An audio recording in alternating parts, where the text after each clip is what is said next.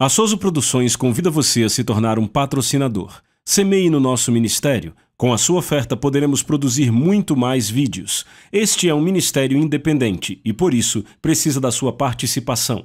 Inscreva-se no canal e compartilhe os vídeos. Seja um multiplicador desta visão.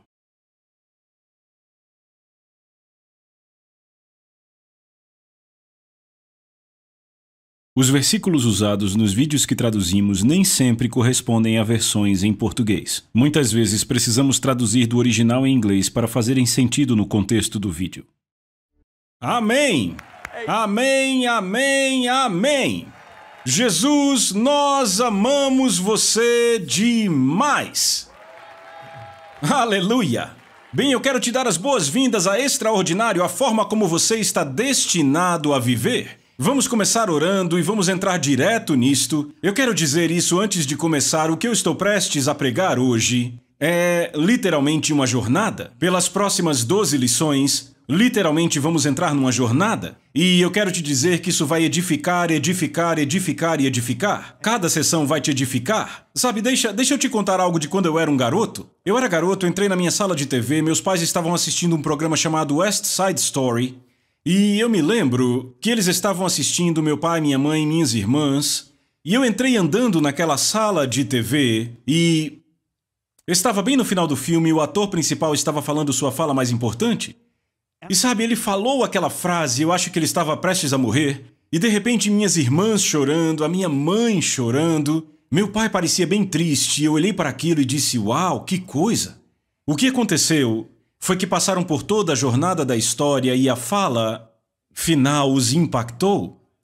O que vai acontecer nessas sessões, especialmente nas 6 primeiras lições, é que de fato vamos construir um fundamento, mas eu te digo que das 7 a 12 todos seremos edificados, mas quando chegarmos na lição 12 será como uma pancada de um tijolo, como aconteceu comigo. Estão comigo? Mas a primeira coisa que faremos antes de começarmos é orar e entregarmos tudo isso a Deus, amém? Então, Pai, em nome de Jesus, obrigado primeiro pelo privilégio de sermos teus filhos. Você poderia nos ter como escravos, já seria maravilhoso, mas você nos chama de filhos e filhas em Cristo Jesus. Então, Pai, nos colocamos diante do seu trono e te pedimos que nas próximas 12 lições, você literalmente fale conosco. Pai, a tua palavra diz que aquele que fala, fale dos oráculos de Deus. Então, Pai, eu te agradeço em nome de Jesus, pois o Espírito Santo literalmente falará conosco hoje. E em nome de Jesus eu te agradeço porque em cada uma das sessões, Jesus se tornará cada vez mais claro para nós como nunca foi e nós iremos de glória em glória pelo poderoso Espírito de Deus. Então, Pai, em nome de Jesus eu decreto que o seu reino já veio, que sua vontade será feita nesse lugar, na terra como é no céu hoje, e te damos o louvor, a honra, a glória e a ação de graças, no nome poderoso, maravilhoso, majestoso e santo de Jesus, e todos que concordam gritam... Sim, vamos louvá-lo mais uma vez, mais uma vez. Obrigado, Senhor. Em nome de Jesus, amém. Você pode sentar? Bem, então deixa eu dizer o seguinte, eu vou abrir esta primeira sessão falando de um cara chamado Thomas Kuhn. Thomas Kuhn foi um cientista da década de 60 que trouxe um termo que se tornou um termo aceito e usado, você o encontra nos dicionários. O termo que ele cunhou foi o seguinte... Mudança de paradigma. Repita, mudança de paradigma. O que é uma mudança de paradigma? Bem, um dos dicionários onde vi diz que é uma mudança radical. Outra fonte onde pesquisei diz que é uma mudança fundamental e significante na forma como vemos algo. Outra fonte, que é a minha favorita, diz: pense numa mudança de paradigma como uma mudança de uma forma de pensar para outra. É uma revolução. É uma transformação, um tipo de metamorfose. Não acontece simplesmente, pelo contrário, é movida por agentes de mudança. Bem, deixa eu te dizer o que será um agente de mudança, que vai trazer a metamorfose ou a transformação. O agente de mudança é chamado Palavra de Deus, porque a Palavra de Deus é viva e poderosa. Você pode dizer amém para isso? Amém. Bem, eu vou começar com 1 Coríntios e este será o nosso versículo fundamental. 1 Coríntios capítulo 2, verso 9. Paulo diz o seguinte: nenhum olho jamais viu, nenhum ouvido jamais ouviu, e nenhuma mente jamais imaginou o que Deus preparou para aqueles que o amam. Isto soa como uma vida extraordinária e inimaginável, você não acha? Você não diria isto? Agora, muita gente, quando lê esta escritura, ou pensa ou prega, Paulo está falando do que acontecerá conosco quando chegarmos no céu. Eu trago novidades, ele não está falando disso de jeito nenhum. Ele está falando de algo aqui agora nesta terra. Porque veja o versículo seguinte, versículo 10. Ele diz, mas sabemos estas coisas porque Deus as revelou para nós pelo seu Espírito. Haha, eu amo isto. Então ele continua dizendo, em Efésios, capítulo 3, versículos 9 e 10, ele diz, a minha tarefa é trazer à luz, repitam, trazer à luz, e deixar claro, então aí vem o agente de mudança, o que Deus, que criou tudo isto originalmente, está fazendo em segredo, por trás dos bastidores durante todo o tempo, através de vocês cristãos que se reúnem em igrejas, este extraordinário, repitam, extraordinário, plano de Deus está se tornando conhecido e sendo falado até entre os anjos. Ei, vamos dar assunto para os anjos falarem, não vamos? Você pode dizer amém? Certo, vamos falar do extraordinário. Repitam, extraordinário. Sabe, eu amo esta palavra, extraordinário. É definido assim o que está além do que é usual, excepcional, que excede a medida comum. Sinônimos podem incluir notável, impressionante, maravilhoso, imaginável. Eu amo esses sinônimos. Agora, e quais os antônimos de extraordinário? Comum, normal, usual. Então eu quero que você pense sobre isso. O oposto de extraordinário é normal ou comum. Você está comigo? Repitam isso comigo. Deus me chamou para viver uma vida extraordinária. A não ser que seja reprimido nas pessoas, há um desejo inato de viver uma vida extraordinária em cada ser humano. Vejam os filmes populares, certo? Os filmes mais amados sempre têm personagens extraordinários fazendo coisas notáveis. Vejam o Super-Homem, temos o Homem-Aranha, temos Star Wars, Senhor dos Anéis, temos o Quarteto Fantástico, X-Men, Crônicas de Nárnia, temos Matrix, o Incrível Hulk, só para citar alguns. Temos filmes com personagens extraordinários, fazendo coisas notáveis, vivendo uma vida excepcional. Por exemplo, Batman, Homem de Ferro, Indiana Jones, Zorro, Coração Valente, William Wallace. Amo aquele cara. E esta nem é a lista completa, certo? Na verdade, deixa eu dizer isto. 35, ouçam com atenção, dos 50 maiores sucessos de bilheteria de todos os tempos, são filmes desta categoria. Então eu quero que você pense nisso comigo por um momento. Não são filmes sobre histórias de amor, não são suspenses de espionagem, não são filmes policiais, não são faroestes, nem filmes de esportes, nem baseados em fatos reais. 70% dos filmes mais populares de todos os tempos são filmes centrados em personagens extraordinários fazendo coisas notáveis, vivendo uma vida excepcional com poderes extraordinários. Por que isso acontece? Porque o público é atraído para esse tipo de filmes. Porque foi esta a maneira que Deus originalmente nos criou para viver. Há um desejo em nós, um desejo profundo em todo ser humano, para viver uma vida extraordinária, e se não está lá foi porque alguém reprimiu, pois Deus colocou esse desejo. É uma boa hora para dizer amém? Agora, essa não é a imagem que tem sido pintada no cristianismo. Sabe, eu fui salvo na faculdade numa sala da minha fraternidade. Uma das coisas que me afastou do reino de Deus por anos e anos foi a imagem do cristianismo. Sabe, a minha imagem de um cristão era de alguém fraco, esquisito e covarde. Eu não via os cristãos como pioneiros. Para mim, eles não eram desbravadores, nem pensavam fora da caixa. Eu não via nenhum cristão que, sabe, fosse um homem forte ou um líder. Estão comigo? E as mulheres eram ainda piores? Para mim, as mulheres eram pessoas que não se vestiam bem, que tinham que ficar em casa, permanecer na cozinha e não falavam muito mais. E eu não queria uma esposa que vivesse uma vida dessa, eu queria uma esposa que vivesse uma vida completa comigo. Então isso me afastou do reino por muito tempo, porque para mim tornar-se cristão era fugir da criatividade, perder a excelência. Estão acompanhando? Mas deixa eu te dizer isso, Deus criou o homem para ele ser extraordinário. Porque se lermos Gênesis capítulo 1, versículo 27, na versão A Mensagem, temos o seguinte: Deus criou os seres humanos. Eles os criou como Deus. Repitam, como Deus. Refletindo a natureza de Deus. Então Deus disse no verso 28, está na Bíblia A Mensagem, eu amo essa versão. Ele disse ao homem e mulher que havia criado, veja as palavras dele, ele disse, prosperem, repitam, prosperem, reproduzam, encham a terra, assumam o controle Este foi o comando de Deus. Veja, se você olhar para Adão, ele era um homem extraordinário. Sabe, a Bíblia nos dá um vislumbre de Adão, mas, sabe, Deus trouxe cada espécie de animal para Adão, e Adão deu nome a cada um deles. É claro, eles devem ter debatido, mas ficou a cargo de Adão dar o nome a cada animal. Você entende que havia mais de 1 milhão de espécies nesta terra? Isso é notável. Não só ele teve a capacidade de nomeá-los, ele teve a capacidade de se lembrar de cada nome que deu a 1 milhão de espécies de animais. Era um homem extraordinário e alguém diz, bem, John, sabe, tudo isso se perdeu na queda? Deixa eu ler para você o que o Novo Testamento diz a respeito disso, Romanos 5,18, na versão A Mensagem. Aqui está o resumo de tudo. Assim como uma única pessoa errou e nos deixou com todo esse problemão com pecado e morte, outra pessoa fez o que era certo e Deus nos livrou disso, mas mais que apenas nos livrar do problema, Ele nos trouxe para a vida. De que tipo de vida ele está falando? Ele está falando de uma vida extraordinária. Extraordinária, acima da norma. Está comigo? Ah, eu amo isso. Deus não apenas quer que você viva extraordinariamente, Ele te equipou para isso como crente do Novo Testamento. Uma vida que é extraordinária e notável não está restrita a certos indivíduos. Uau, isso é muito forte de se dizer.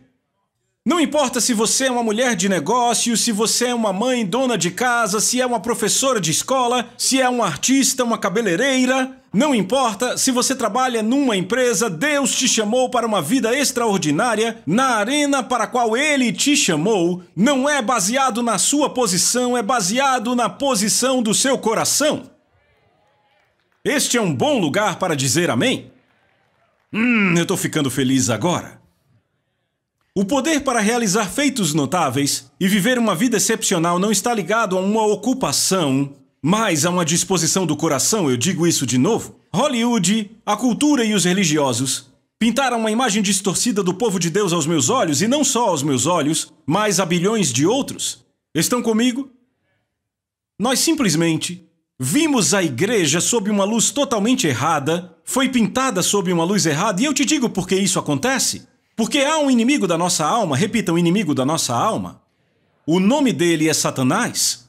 Ele trabalha incansavelmente para pintar uma imagem do povo de Deus como não sendo notável, sendo ordinário. Na verdade, eu vou mais fundo, como sendo inferior. Posso ser honesto com vocês? Deixamos passar a grande estratégia dele? Olhamos para a grande estratégia de Satanás como apenas uma tentativa de fazer alguém dançar ou beber álcool?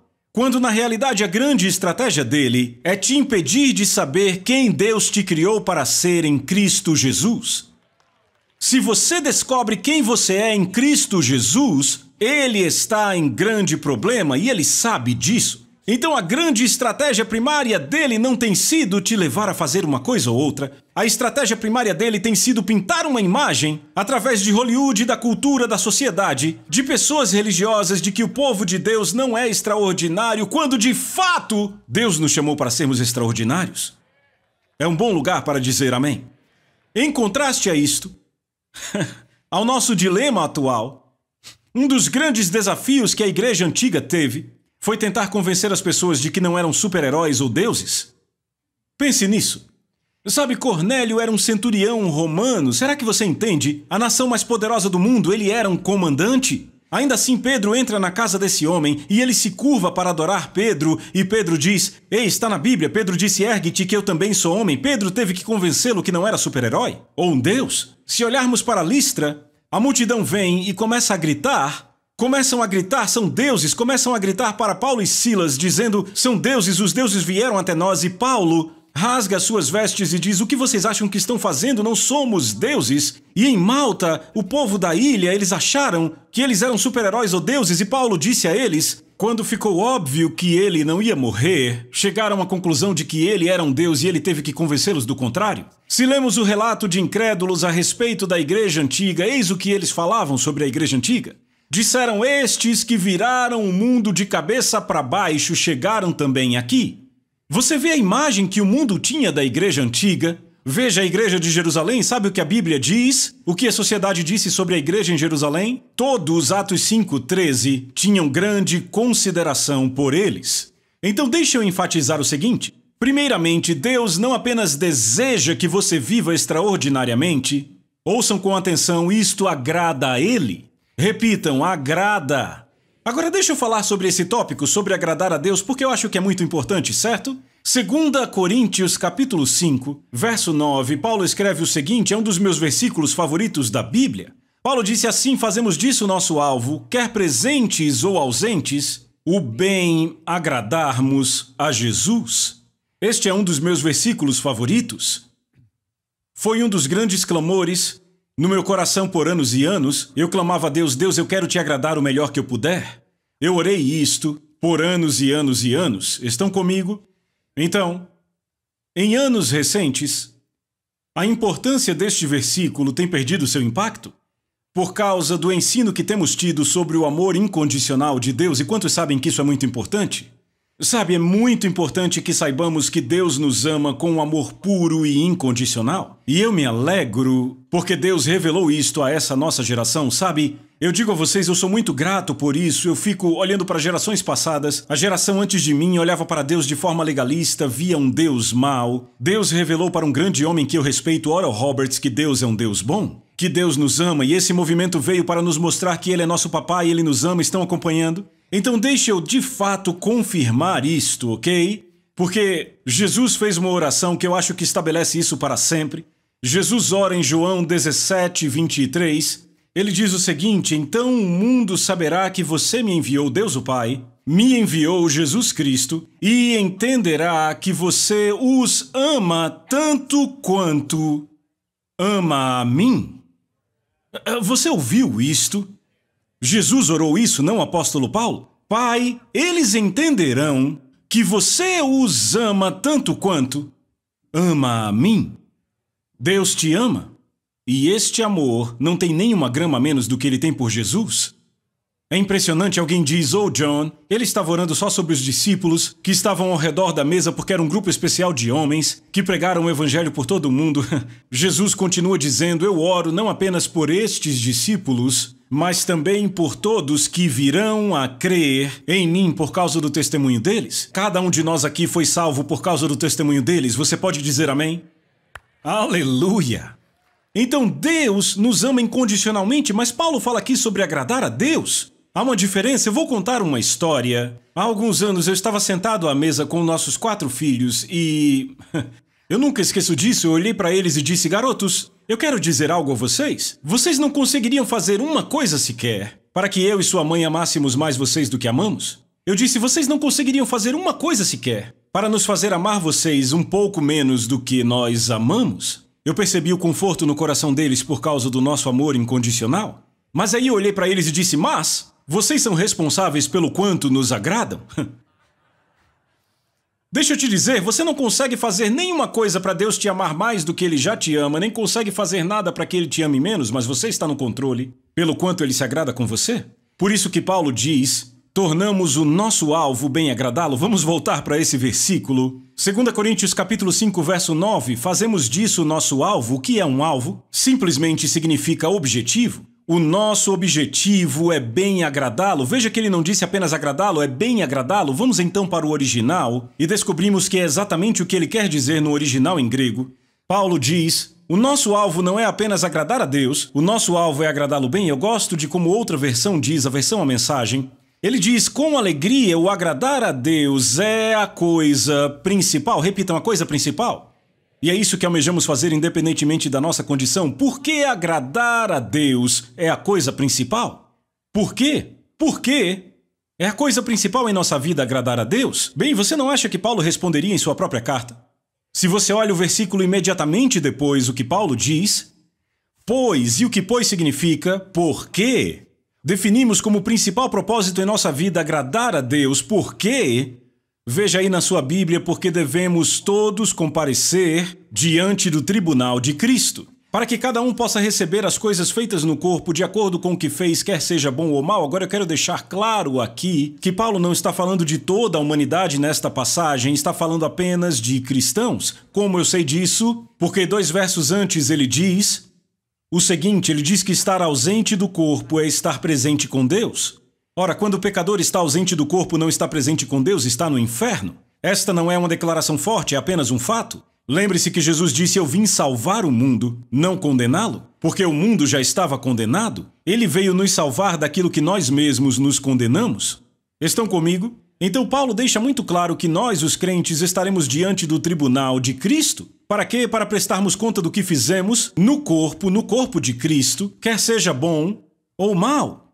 Cada um de nós ficará diante de Jesus como nosso juiz. Não seremos examinados por nossos pecados, porque os pecados foram erradicados pelo sangue de Jesus. Diga graças a Deus por isso. Seremos examinados por como vivemos a vida como crentes. Estão comigo? Nossas obras serão examinadas. Nossas palavras serão examinadas. Nossos motivos serão examinados. E como resultado do abrangente exame que Jesus fará em nossa vida, ou receberemos recompensas, ou sofreremos perdas. E sabe o que isso me diz? O que fazemos com a cruz determina onde passaremos a eternidade. No entanto, a forma como vivemos como crentes determina como vamos passar a eternidade. Ouviram o que eu acabei de dizer? O que faremos com a cruz determina o lugar da nossa eternidade, céu ou inferno. No entanto, nossa forma de viver como cristãos determina como. Por causa das recompensas eternas. Repitam, recompensas eternas. Ei, a Bíblia diz que esta é uma das doutrinas fundamentais da igreja. Que quando Jesus nos examinar, receberemos recompensas eternas ou sofreremos perdas eternas. O que significa uma recompensa eterna? Ora, não tenha medo da palavra juízo, essa palavra apenas significa decisão. Ele tomará uma decisão sobre a nossa vida, de acordo com como o servimos nesta terra. E para essa decisão nunca haverá uma mudança, nunca haverá nenhuma emenda, nunca haverá nenhuma revisão. Significa que o que fazemos nesta terra determina como vamos passar a eternidade. Então Paulo diz que este deve ser o fator motivador para um crente agradar a Deus. Agora deixa eu dizer isso. Primeiro de tudo, a razão pela qual queremos agradar a Deus é porque o amamos de todo o coração. Eu creio que a Bíblia é muito clara sobre isso, então não é diretamente a razão pela qual Paulo traz aqui. No entanto, a segunda razão, eu creio, a motivação para um crente querer agradar a Deus é pelo que Paulo disse na palavra. Agora, há muita falsa humildade e as pessoas dizem: ah, não, eu não vou trabalhar por uma recompensa porque eu amo Deus, eu só quero agradar a Ele. Isso é muito bom, não me entenda errado. Mas se a palavra de Deus me diz que eu defino isso como meu objetivo, por que eu vou ficar diante de Jesus? Veja, deixa eu pôr desta forma. Eu não quero ficar diante de Jesus e ver lágrimas de decepção em seus olhos por todas as oportunidades que perdi porque eu servi com um coração morno. Eu não quero isto. Eu quero ver o deleite nos olhos dele. Eu quero ouvir ele dizer, e eu sei que isso serve para todos aqui, eu quero ouvi-lo dizer: muito bem, Johnny, muito bem. Bom garoto. É isso que eu quero ouvi-lo dizer. Eu gosto disso, amém? Foi por isso que Paulo falou aquilo, e alguém diz: ah, é sério? Deixa eu te mostrar o que o Espírito Santo falou com o apóstolo João. João diz assim, isto é 2 João, certo? 2 João, verso 8. João diz o seguinte, ele diz: tenham cuidado, para que não percam aquilo que temos realizado com esforço, mas, repitam, mais, que possamos receber recompensa completa. Você entende? Este é Deus, o nosso Pai, falando através de um apóstolo. E Deus está dizendo a você: tenha cuidado, para que você não perca aquilo pelo qual eu paguei um alto preço para te recompensar, para que você receba recompensa completa. Ele não diz apenas recompensa, ele diz recompensa completa. Esta é a paixão de Deus para você. Eu olho para os meus filhos, eu os amo tanto, e não importa o que façam, nunca vai mudar o meu amor por eles. Mas sabe, eu já desafiei os meus garotos antes.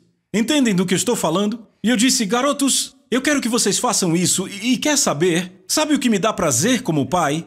E entenda, isso não faz com que eu os ame mais, porque nada pode fazer isso. Pensando bem, é possível, Deus pode aumentar meu amor por eles, mas o que eu quero dizer é que meu amor não é baseado na performance deles. Mas o que me dá prazer é se eu dou uma tarefa a eles e eles vão e fazem. Especialmente quando fazem de todo o coração com paixão naquilo. Eu te digo que como pai, eu adoro recompensá-los. E eu quero recompensá-los bem quando fazem algo do tipo, entendem o que eu digo? Eu olho para o meu filho mais velho, Addison, e sabe que grande homem de Deus? Ele foi aceito pela 7ª melhor universidade de negócios do mundo e se graduou com honras há 3 anos e meio, e veio até mim um mês antes de começar a faculdade e disse: pai, será que eu devo mesmo ir para a faculdade? Eu disse: o quê? Eu disse: como assim? Ele disse: pai, eu quero trabalhar para você e para a mamãe, eu quero levar a palavra de Deus com vocês, eu quero um ministério em tempo integral. O que eu poderia dizer? Com certeza é o que você diz.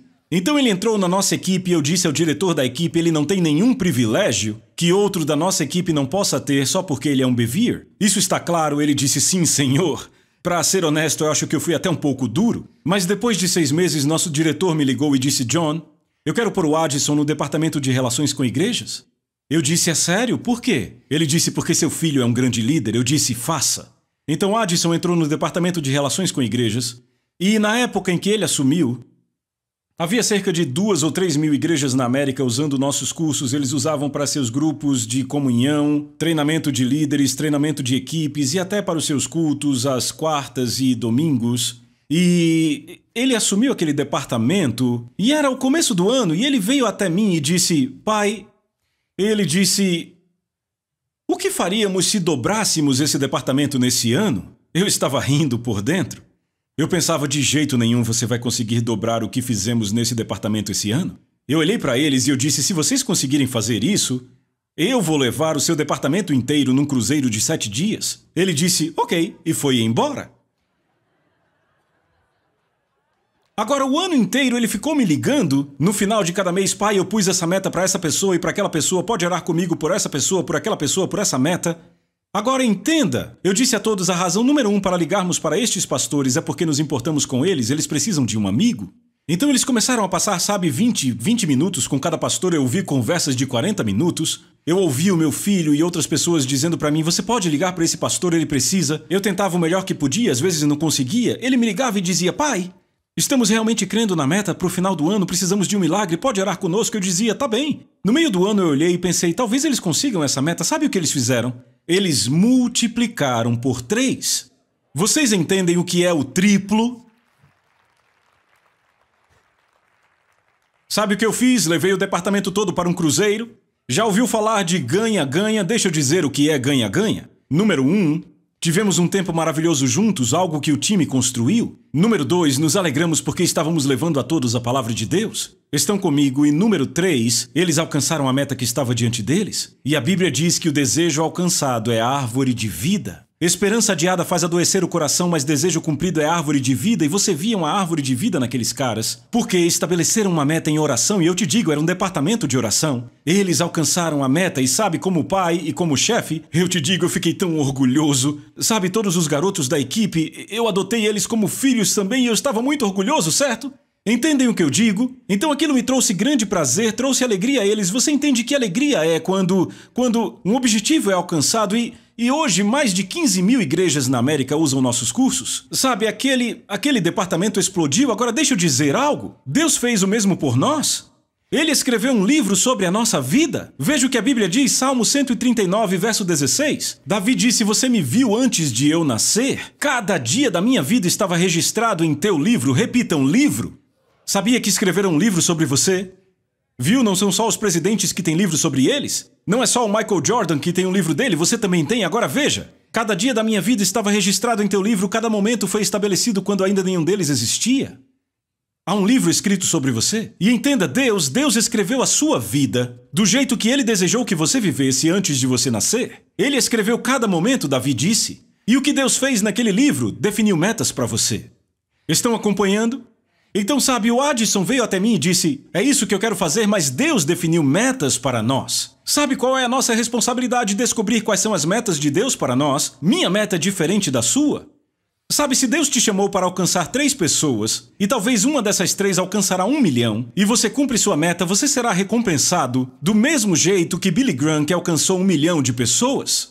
Estão comigo? Se Deus te chamou para ser extraordinário no seu mundo de negócios, na sua empresa, pessoas vindo para Jesus por causa do seu testemunho, esta é a meta, entende? Depende de nós descobrir quais são estas metas. Sabe, tem gente que não gosta do fato de eu dizer isso ou da Bíblia dizer isso, você acredita? Mas ouça o que a Bíblia diz, isso está em Efésios 2, verso 10 na Bíblia ampliada. Pois somos feitura da própria mão de Deus, repitam, feitura.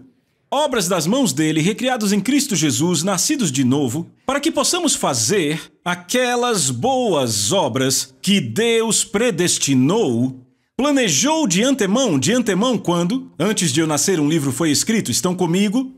Deus preparou, planejou de antemão para nós, tomando caminhos que Ele preparou adiante de nós para que nós devêssemos andar neles. Repitam, devêssemos. vivendo a boa vida que Ele pré-arranjou e deixou pronta para vivermos. Isso não é maravilhoso? Deixa eu te dizer. Ele fez um bom plano para você, não um plano mau, porque Deus diz: eu sei que planos tenho a seu respeito, planos de paz e não de mal, para te dar um futuro. Cada uma das suas histórias é uma boa história. Cada um dos seus planos é um plano bom, é um plano extraordinário. Você me ouviu? Eu disse que é um plano extraordinário. Qual a nossa responsabilidade? Descobrir em oração qual é esse plano. É por isso que Paulo diz em Colossenses 1, versos 9 e 10. Sempre temos orado por vocês desde que ouvimos sobre vocês. Pedimos para que Deus encha vocês com conhecimento da vontade dele, com toda a sabedoria e entendimento que o Espírito dá. E aí vocês poderão viver como Deus quer e sempre vão fazer o que agrada a Ele. Suas vidas produzirão todo tipo de boas obras e vocês crescerão no conhecimento de Deus. Deixa eu te dizer, eu posso dizer com certeza, eu tenho certeza, Deus planejou uma vida extraordinária para você. Encerramos essa sessão, vejo você na próxima. A Soso Produções convida você a se tornar um patrocinador. Semeie no nosso ministério. Com a sua oferta poderemos produzir muito mais vídeos. Este é um ministério independente e, por isso, precisa da sua participação. Inscreva-se no canal e compartilhe os vídeos. Seja um multiplicador desta visão.